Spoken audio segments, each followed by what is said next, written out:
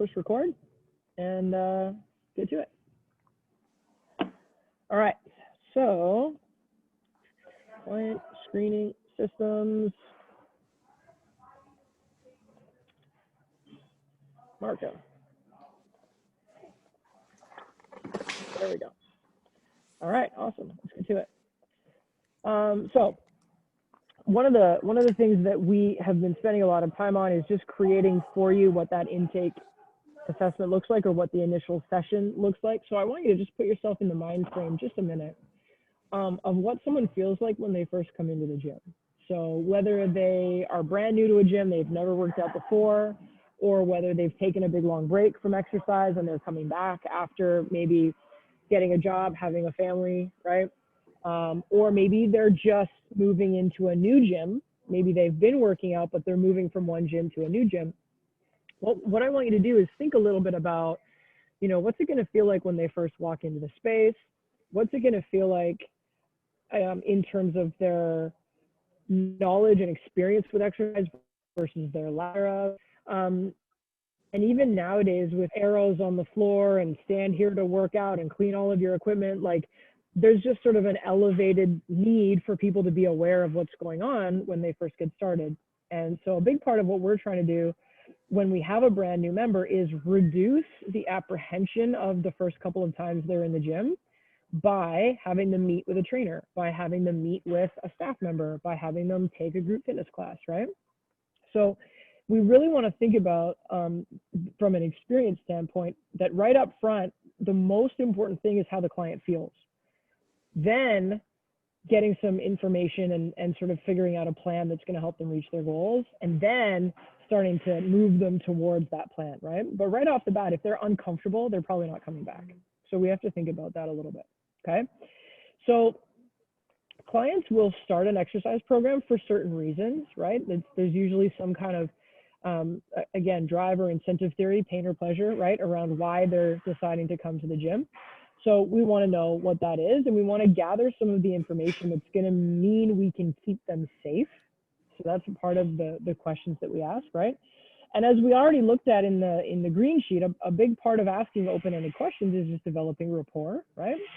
So making sure that they feel more comfortable, making sure that they know some of the information that they need to know, including things like policies and procedures and find the cleaning stuff here, you know, all that kind of stuff.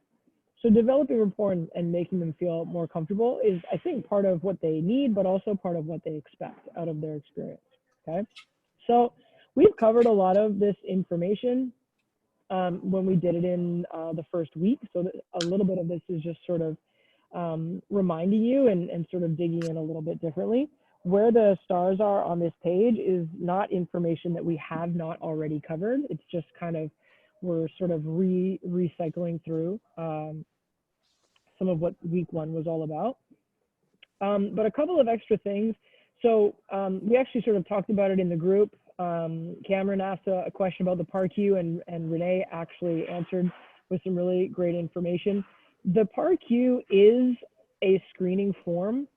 And it is something that in Canada, fitness facilities are required to screen people with, because it's establishing current and previous activity levels. It's establishing some risk factors, right? So we do want to make sure that this is part of the client screen. And it's not particularly fun, exciting, or rapport building, but it's the liability piece. So any gym that you go to work at should provide you with this so that you can use it to screen your clients in one way or another, okay? And a big part of what's on the PAR-Q is cardiovascular risk stratification. So what we want to sort of think about is in our workouts, the 5 components of a complete program that we're responsible for are warm-up, some level of aerobic exercise, the resistance exercise, some kind of flexibility, and then cool down, right? So the new guideline for hypertension is anything that's 130/80 or higher is actually going to be considered equal to hypertension. So if we have people that are regularly screening or going to the doctor and getting elevated numbers, then that is something that means they have a higher cardiovascular risk. and they should be including their doctor in some kind of conversation, right? Whether they need to go on blood pressure medication, whether they need, you know, some sort of medical guidance around diet. We have to know that while we don't have blood pressure machines in the club, we sort of have to know that that's like a really important screening factor, right?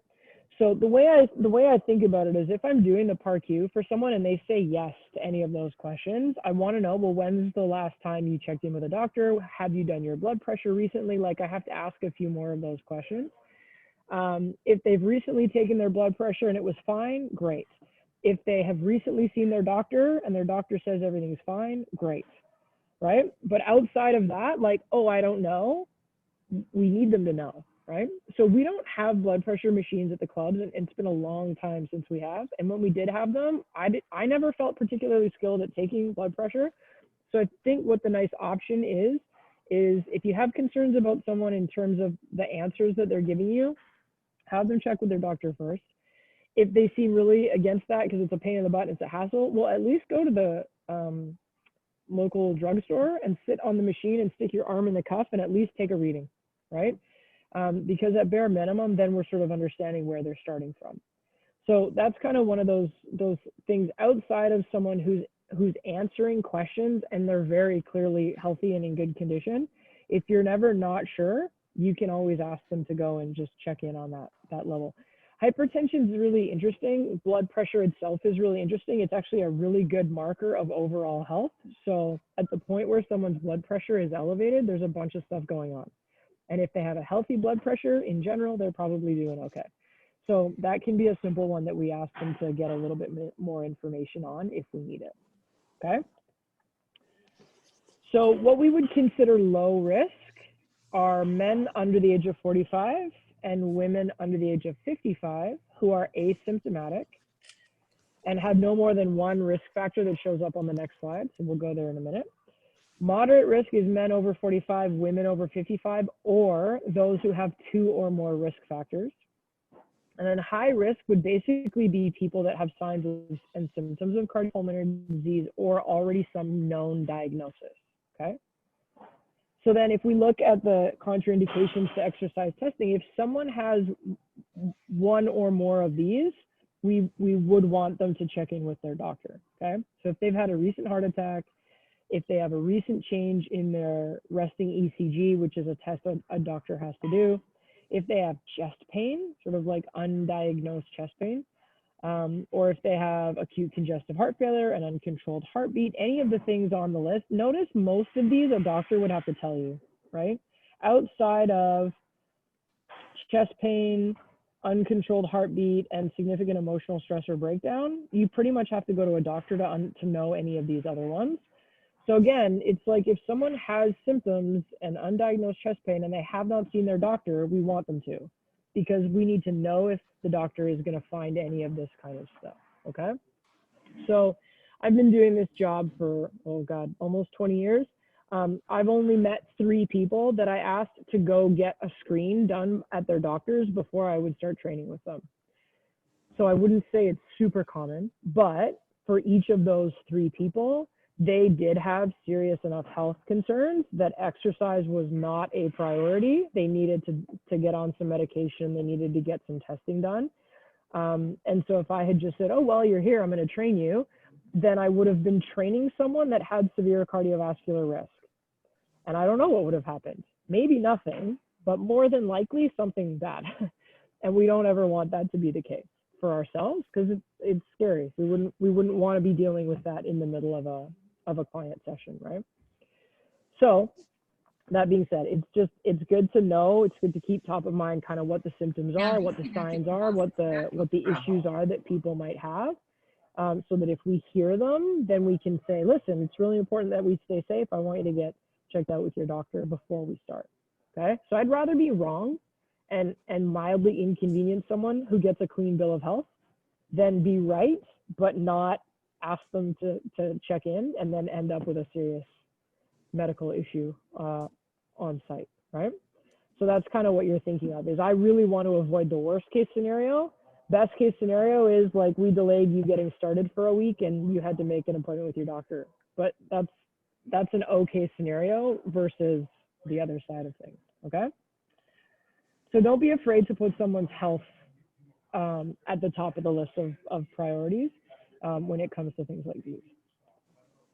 Okay, so then when it comes to what our testing is, if we were to look at the overhead squat assessment and the step test and maybe some flexibility testing, the risks associated with testing are generally minimal, especially if we've done the PAR-Q and pre-screened, right? So as long as we ask them the questions and they tell the truth, it should eliminate basically all risk. So in terms of fitness history, there's very, very, very low incidence of any issues occurring during fitness testing. Again, provided that the pre-screening was done, okay?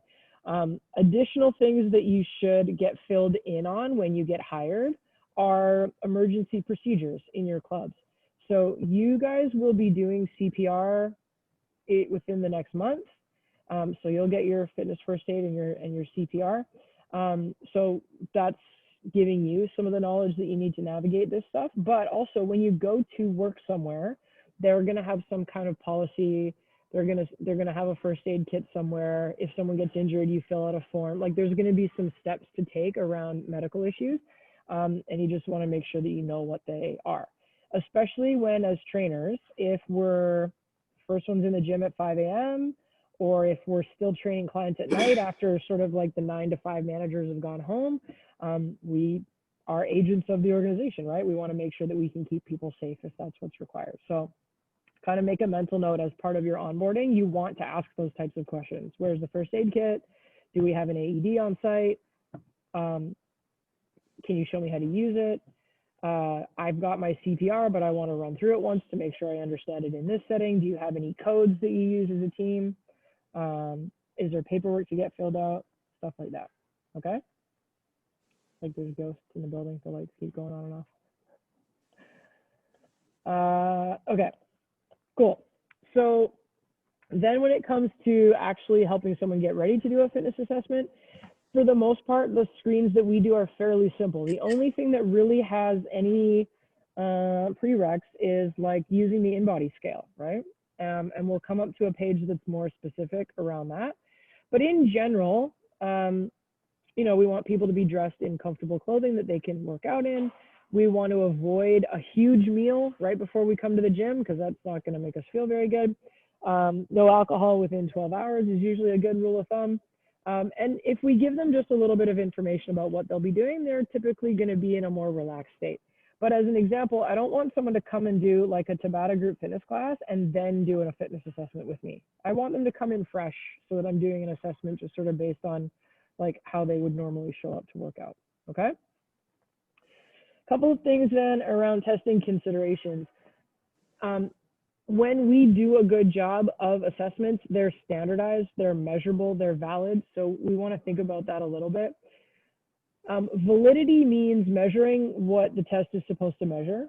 So if I have someone stand on the scale and they're wearing a lot of layers because they just came in from outside, the weight is going to be measuring all of their layers. So in order to get the most valid measurement, I want to try to get them to take their sweatshirt off, put their keys down on the table beside the scale, take their shoes off, right? Like I want it to be as close to their actual true body weight as possible. So I want to try to make sure my tests are valid. And then reliability is that I want to actually test the same thing time after time. So again, if we come back to the scale, if I came in and took a weight measurement before my workout 1 week, and then I weighed myself after my workout the next week, that's not very reliable because the pre-test, I would have had normal hydration, and the post-test, because I would have already done all my sweating during my workout, I'd be a little bit dehydrated. So then I'm not really comparing the same thing. So reliability is about, can we measure the same thing every time so that if there is a change, we're actually measuring like a real change, not something that's unreliable, right? And then the other thing to think about too is specificity and relevance. So like, you know, we use the overhead squat assessment and the step test because that's relevant for everybody. The overhead squat test is a total body mobility and stability measurement. The step test is a sub-maximal heart rate recovery score. So that applies to everybody who's human. right? But I don't need Grandma Betty to come in and do a 40-yard dash and a vertical jump test. She's not trying out for the NFL, right?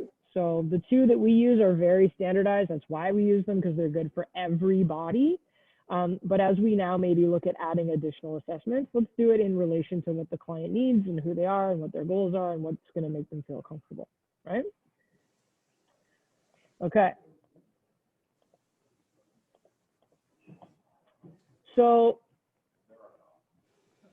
we went over the steps of the goal assessment that Fitness World uses. I know there's a little bit of an update coming, kind of based on some of the same things that I explained to you all. So by the time you're up and running, that'll be out and ready to go. And then as we actually move in, I mean, realistically, the workout that you put someone through in phase 1 to them is a little bit of a test anyways, right? You're sort of testing them on what they know and how they move and sort of what their overall capability is. So again, the thing to remember is on day 1, we really are trying to get rid of the apprehension that someone's going to experience out of something being really brand new to them. So we always would terminate the test if the client complains of dizziness or exhaustion, if they say they want to stop, if they get a loss of color in their face, or if they have any kind of chest pain, we would automatically stop if that's the case. Sometimes, and it's not okay, but sometimes we see trainers run a workout and it looks fairly low volume, low intensity, but the person that they're working out with is just very deconditioned. And I would say that would be even more likely at a time like this, when maybe people were like literally at home for months on end, right? So we can't underestimate the intensity or the volume of what we're doing for people that are really deconditioned, right? So for me, 3 sets of 8 exercises is a light workout. But that's actually a lot, especially for someone who has not been doing anything. So if we were to think about sort of 10 to 12 minutes to ask all the questions on the interview, and then 2 or 3 minutes to do the in-body, and then maybe 5 minutes to do the step test, and another 2 or 3 minutes to do the overhead squat. Let's say that puts us about 20 minutes in. Realistically, we want to take maybe 20, 25 minutes to do our workout. And then we want to save a little bit of time at the end to review what we've learned and to make some kind of recommendation about what the person should be doing, okay? So if you create a workout for someone to do in that initial session, you want to think about it as being 20 to 25 minutes, not 60, right? Because then if you were to try to squeeze a 60-minute workout into that 25-minute workout block, well, no wonder they'd be exhausted and they would lose color and they would feel nauseous, right? So for me, I usually do 2 sets of 5 to 6 exercises, and that's it. So we do dead bug a couple times. We might do a hip bridge and a bow and arrow. I'm going to show them some kind of squat. I like to do a TRX row. I pretty much show everybody a TRX row. And then I'll do something that matches up to their expectations. So if they were like, oh, I really want some exercises to strengthen my shoulders, cool, I'll put that in. If they really wanted to lose weight, then I might do like a dumbbell thruster. And then I might throw in like a ladder drill or a battle rope thing at the end. And that's like my little circuit. And I'll do 2 sets of that. It's not a full workout, but it is a total body experience. It is allowing them to feel some things that I know I coach really well, and we'll build on that, right? But the mistake would be underestimating that for some people, that's going to feel like all they can handle. So we don't have to do a lot. We want to do a little bit well. That's going to give them a better sense of who we are as trainers than if we just try to pack a bunch of volume in on the first day. Does that make sense? Yeah, good. Okay. All right. So there's a section here on making and receiving referrals. That's fine. I'm happy for you guys to read through it. What I find in the health club role, the way that we're sort of talking about preparing you to do your entry-level PT, the club is its own little microcosm, right? We get 300, 500, 800 check-ins a day. You want to really start by focusing on that space. So meeting everybody who comes in the door, making sure that you know all the other staff members and group fitness instructors. Like if you weren't already a member at the gym and you're not familiar with the equipment, like spend some time getting familiar with all the equipment in the gym. So build from within that space before you start going out and looking to build a network and create referrals and stuff like that. So these pages are good. I just don't think they really apply to the first 6 months of being a trainer. I think your job is to be in the space and get to know everybody in the space first, because they're the ones you're going to see the most often. Whereas networking and creating referrals outside of the gym, you don't have the same volume and the same traffic with those types of people. And if you try to create it, then you're hardly ever in the gym because you're just out trying to make all of these, referral networks happen.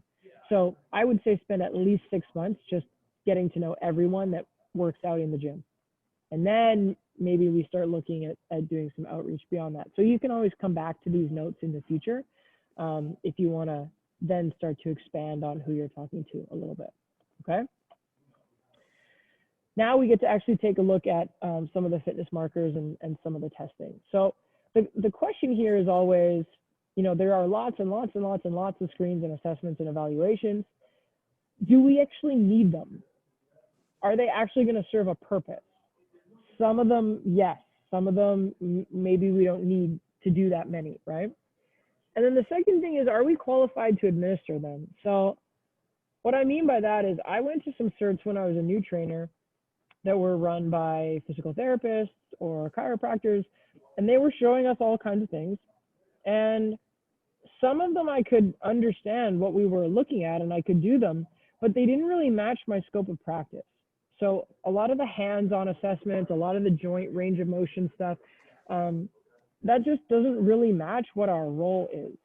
And if someone actually needs that type of assessment, then they probably also need some follow-up care from the people who should actually be administering them, right? So I'm never ashamed of saying I'm a personal trainer because I'm a really good personal trainer. The freedom that gives me is I don't have to be a physiotherapist or a chiropractor or a massage therapist or any other thing, right? If I do what I do really, really well, I can potentially understand the need for my client to also work with those other people. But I don't muddy the waters by doing kind of a little bit of everything in a half-assed kind of way. I just want to do one thing really well. So that's where I prefer less assessments and being really comfortable and confident at both using them and then creating a plan with them, right? So I want to be really good at running the overhead squat, and I also want to know what the heck to do with it versus having this huge giant toolbox full of stuff that I'm not really comfortable and confident with, okay? So overall, we want to empower our clients with assessments. We want to show them what is available. We want to show them what they could accomplish if they were to, work on the right things.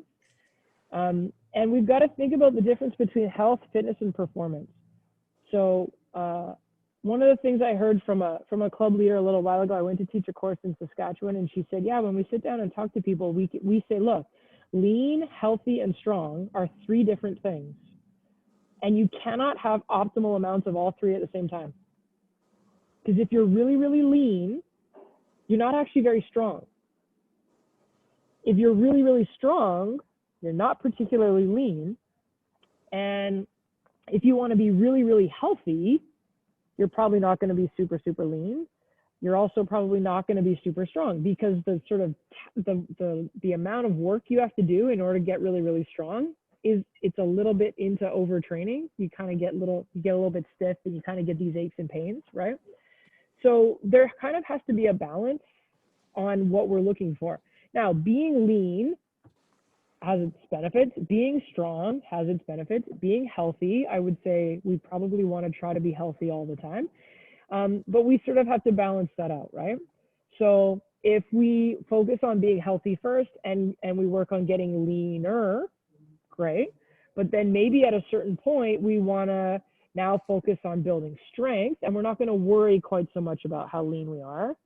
And then we're going to notice that, that was great. Now we're stronger. Now maybe we're going to sort of circle back and just check in and focus on just sort of pure health for a little bit. Okay, cool. And then we're going to say, you know what I mean? So it's sort of like there's an ebb and a flow, or there's sort of a wave of how we're going to have all of these things. And one of the things I really like to sort of have a conversation with clients over time is if you wanted to be really, really lean, what would your life look like in order to get there and stay there? And is that a life you're interested in living? If your focus was to be really, really, really strong, what would you have to do to get there? And what would you have to do to stay there? Does that look like the kind of life that you want to live? And sometimes presenting it that way makes people go like, no, actually, I really enjoy food and I like going out with friends and I want to be healthy, but I don't necessarily want to have to work out 2 hours a day, 6 days a week. Maybe I don't care about having a six pack, right? So there's a little bit of a balance. And again, using assessments in a way that elicits that conversation can be really helpful. So again, the step test is recovery, heart rate based. The overhead squat test is total body mobility and stability based. Those are both pretty generous categories because you could be 25% body fat and still have an excellent step test score. You could be a little bit overweight and still have a really good overhead squat, right? So, we try to use things that are generous and allow for forward progress. Those are the assessments that are going to be the most appropriate and the most most clients are going to have access to that, right? Versus only a very exclusive group of our member base is going to be able to access this type of assessment, right? So that's kind of what we're looking for. So first one we come to then in the list here is the body composition assessments. Different places are going to have them in different ways. Those of you that were in Nanaimo with me 2 weekends ago, we all stood on the in-body scale and we got a chance to see what that one looks like. That's kind of the preferred one in terms of commercial gyms. So we'll sort of cycle back on that one when we talk about the bioelectrical impedance. The first thing that we're going to look at, I mean, obviously height and weight. Height, you can measure it. Sometimes they'll have a measuring tape on the wall, so you can just have someone stand against the wall and see how tall they are. Weight, we want to do it with shoes off and minimal or at least consistent clothing. And understand that weight will fluctuate. So if you measure in the morning one day and you measure in the evening the next day, the numbers are going to be different because your body will naturally have some variation, right? We tend to be a little lighter in the morning. We tend to be a little heavier in the evening. So as a trainer, if I'm going to take my client's weight, I want to try to take it at a fairly consistent time. So let's say I train with my client every Monday morning and every Thursday at lunch. I probably want to do it every Monday morning or every other Monday morning. It doesn't really help me to do it Thursday at lunch one time because I'm not measuring at the same time of day, right? So things like hydration and food and stuff like that are going to change throughout the day. So I like to do morning if possible. And if I only ever see my client at night, okay, well then at least we're always going to do our measurements at night. So that can be helpful. Again, it just kind of standardizes it. It gives it a little bit of consistency, okay? Body mass index is a really standard one. And it's just a measure of heaviness. It doesn't actually distinguish between fat and fat-free mass. So while we do use it, we want to use it in conjunction with other measures, because if I have a 200-pound person that is 8% body fat, they're going to have the same BMI as someone who's 200 pounds and the same height, but who might be 30% body fat. So it's still an accurate measurement.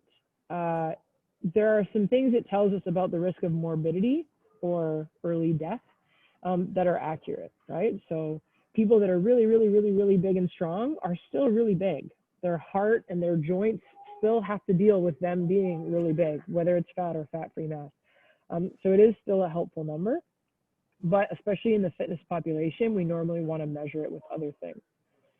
So what you can see here is the formula, right? So it doesn't let me highlight. So weight is kilograms divided by your height in meters squared.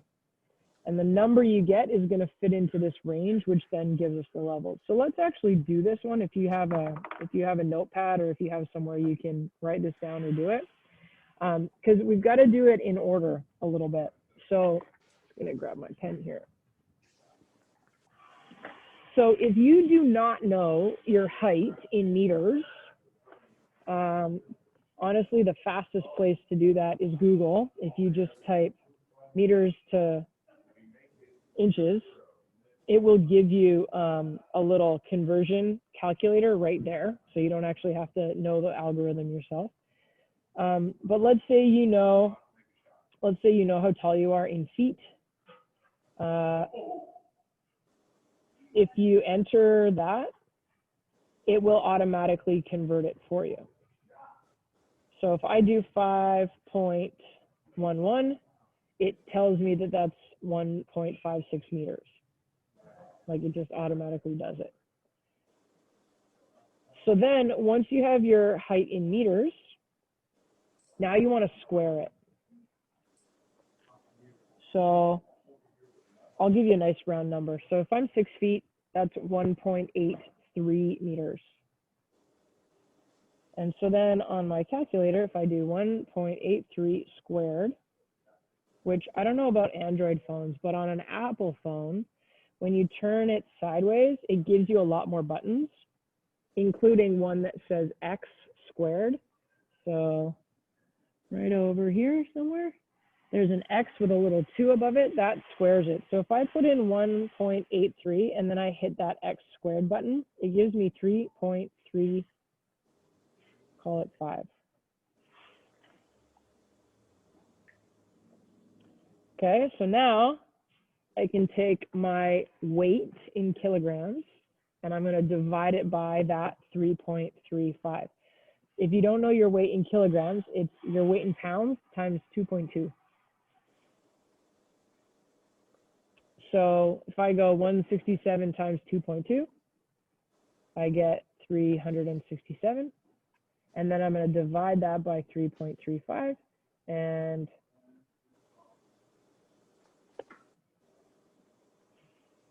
sorry, I did that wrong. Divide by 2.2. That's better. So your weight in pounds is divided by 2.2 kilograms. That's better. So if you're doing it with me, let's round it down. 165 divided by 2.2 is 75 kilograms. And then we would divide that by the 3.35. So that makes my BMI 22 point, call it 4.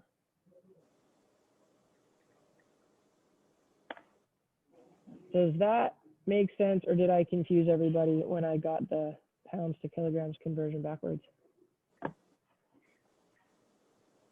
So try it for yourself. See if you can calculate what your own BMI is if you're not already doing it.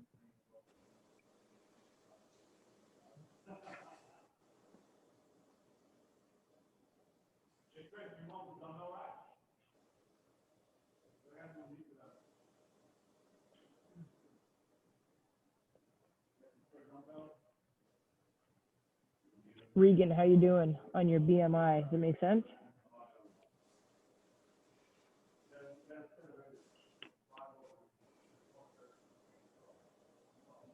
You're still on mute, so I don't know if you're there or not. Yvette, feel like you got it? No? Okay, let's just do yours then. We'll give another crack at it. Oh, Regan, that actually probably makes sense. That's all good. As long as you know how to calculate it, that's cool. I don't mind whether you do your own or not, or hypothetical set of numbers. There we go. Okay. All right, so let's do Yvette. So Yvette, what is your weight in pounds? 151. Okay. And what is your height? 5'6.5". 5'6.5". Okay. So again, being a child of the new age, if we go to Google and we do pounds to kilograms, it'll bring up this little, you probably can't see it all that well. It literally brings up a little calculator for you. Yeah. So then you would type in 151 where it says pounds, and it automatically converts and gives you the number in kilograms, right? So what's that in kilograms?